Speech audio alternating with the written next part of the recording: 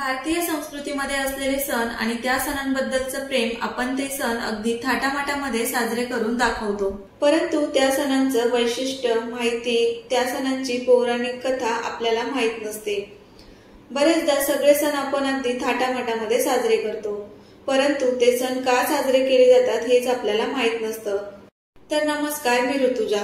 आजच्या व्हिडिओमध्ये आपण पाहणार आहोत श्रावण महिन्यामध्ये पौर्णिमेच्या दिवशी असणारा सण म्हणजे नारळी पौर्णिमा आणि त्याच दिवशी साजरी होणारी रक्षाबंधन। श्रावण महिना चालू झाला की सणांची लगबग चालू होते। नागपंचमी, मंगळागौर आणि त्यानंतर पौर्णिमा असते। त्या पौर्णिमेच्या दिवशी नारळी पौर्णिमा आणि त्याच दिवशी रक्षाबंधन हा सण साजरा केला जातो। आता रक्षाबंधन म्हटलं की 10-15 दिवस अगोदरच प्रत्येक भावा बहिणीला त्या सणाची ओढ लागलेली असते। या सणामागे भरपूर साऱ्या पौराणिक कथा आहेत। त्यासोबतच आपण ही रक्षाबंधन हा सण कसा साजरा करतो हे मी तुम्हाला आता या व्हिडिओमधून सांगते। खरं तर हा सण जुन्या काळी एक अतूट नातं, अतूट बंध, भावा बहिणीचं प्रेम या सगळ्या भावना डोळ्यामध्ये ठेवून हा सण साजरा केला जात होता। पूर्वीच्या काळी सासूरवासनी या सणाची खूप वाट पाहायच्या। रक्षाबंधन हा सण भावाने बहिणीच्या घरी येऊन साजरा केला जाणारा सण आहे। ज्या बहिणींचं लग्न झालं आहे म्हणजे त्या सासरवाशीण आहे अशा बायका रक्षाबंधनच्या दिवशी आपल्या भावाची वाट पाहायच्या। कारण पूर्वीच्या काळी असं नव्हतं की जेव्हा आठवण येईल तेव्हा माहेरी जायचं। असे काही सण असायचे, त्या सणाच्या निमित्तानेच आपल्या घरच्यांची भेट व्हायची किंवा मग 2 दिवस आपल्याला माहेरी जायला भेटायचं। त्यामुळे रक्षाबंधनच्या दिवशी भाऊ हा बहिणीला भेटण्यासाठी तिच्या सासरी यायचा। त्या निमित्ताने सासरी तिचं कसं चाललंय याचीही देखभाल व्हायची आणि भाऊ घरी आल्याच्या नंतर माहेरची हालचालही तिला कळायची। यामुळे त्यावेळेचा हा रक्षाबंधन सण साजरा केला जात होता। त्यामध्ये एक वेगळ्याच प्रकारचा आनंद होता आणि प्रेम होतं। त्यावेळेस भाऊ घरी आल्याच्या नंतर भावाला छान असा पाट ठेवला जायचा।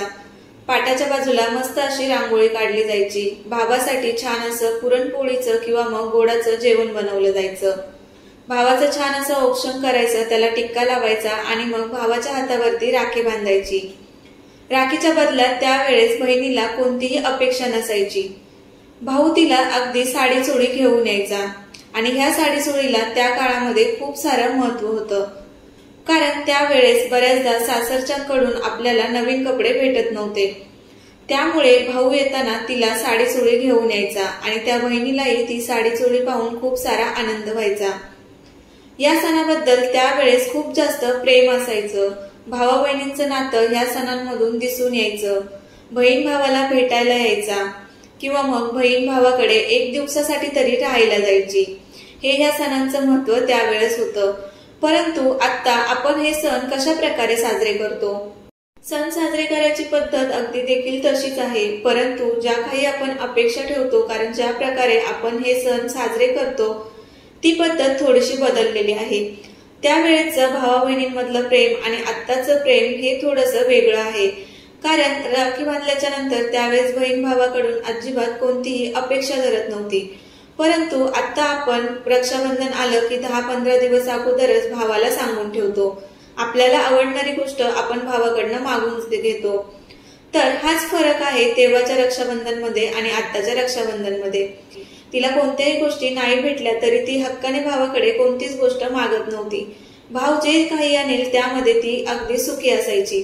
आणि आता आपल्याला सगळ्या गोष्टी मिळतात तरी देखील आपण भावाकडनं अपेक्षा ठेवतो आणि आपल्याला ज्या गोष्टी हव्यात त्या गोष्टी मागून घेतो। रक्षाबंधन म्हणजे भावाने बहिणीचं रक्षण करायचं, त्यासोबतच बहिणीने सुद्धा भावाचं दीर्घायुष्यासाठी प्रार्थना करायची आणि त्याचंही आपण रक्षण करायचं असतं। पौराणिक कथांमध्ये सांगितल्याप्रमाणे महाभारतामध्ये द्रौपदीने कृष्णाच्या पोटाला झालेल्या जखमेवर साडीचा तुकडा बांधला होता, ज्यामुळे कृष्णाने तिचे रक्षण करण्याचे वचन दिले होते। या कथेमुळे रक्षाबंधनच्या दिवशी कृष्णाला राखी बांधण्याची प्रथा चालू झाली। त्यानंतर जेव्हा देव आणि दानवांमध्ये युद्ध झाले होते तेव्हा इंद्राणीने इंद्राला वाचवण्यासाठी विष्णूंकडून मिळालेला धागा म्हणजेच राखी त्यांच्या मनगटावरती बांधली होती। यामुळे त्या युद्धामध्ये देवांचा विजय झाला होता। तेव्हापासून रक्षाबंधन हा सण साजरा केला जातो।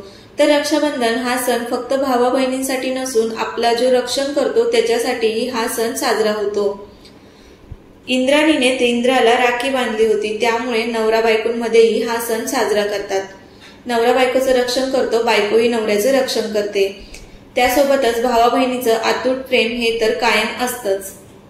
रक्षाबंधनच्या दिवशीच म्हणजेच नारळी पौर्णिमा असते, तर नारळी पौर्णिमा हा सण जास्त करून कोळी बांधव साजरे करतात। कोळी बांधव या सणाच्या दिवशी नारळ दर्याला वाहतात, कारण वर्षभर त्यांचा धंदा व्यवस्थित व्हावा, दर्या राजा त्यांच्यावरती प्रसन्न व्हावा, त्यांना कोणतीही हानी होऊ नये, ते जे काम करण्यासाठी जातात ते काम त्यांचं अगदी व्यवस्थित व्हावं, त्यांचं काम दर्यामध्ये असतं, दर्यामध्ये गेल्याच्या नंतर घरी ते व्यवस्थित यावे यासाठी ते त्या दिवशी दर्याला नारळ वाहतात आणि देवाची पूजा करतात। पौर्णिमेपासून दर्याची ओहोटी कमी होते, त्याच्यामुळे पौर्णिमेच्या दिवशी दर्याची पूजा केली जाते आणि दर्याकडे छान असं वरदान मागितलं जातं की वर्षभर त्यांचा धंदा व्यवस्थित व्हावा, दर्यामध्ये गेल्याच्या नंतर ते सुखरूप घरी यावेत यासाठी ते प्रार्थना करतात। तर अशा प्रकारे श्रावण महिन्यामध्ये पौर्णिमेच्या दिवशी नारळी पौर्णिमा आणि रक्षाबंधन हा सण साजरा केला जातो। या सणांबद्दलची माहिती आपल्याला असलीच पाहिजे, कारण हे सण आपण खूप उत्साहामध्ये साजरे करतो, पण ते का साजरे केले जातात यांच्या मागची माहिती काय आहे किंवा वैशिष्ट्य काय आहे ते आपल्याला माहिती पाहिजेच। हा व्हिडिओ तुम्ही शेवटपर्यंत पाहिल्याबद्दल तुमच्या सर्वांचे मनापासून धन्यवाद। ही माहिती तुम्हाला कशी वाटली ते कमेंटमध्ये मला सांगायला अजिबात विसरू नका। जर माहिती तुम्हाला आवडली असेल तर व्हिडिओला एक लाईक नक्कीच करा। व्हिडिओ पाहिल्याबद्दल धन्यवाद।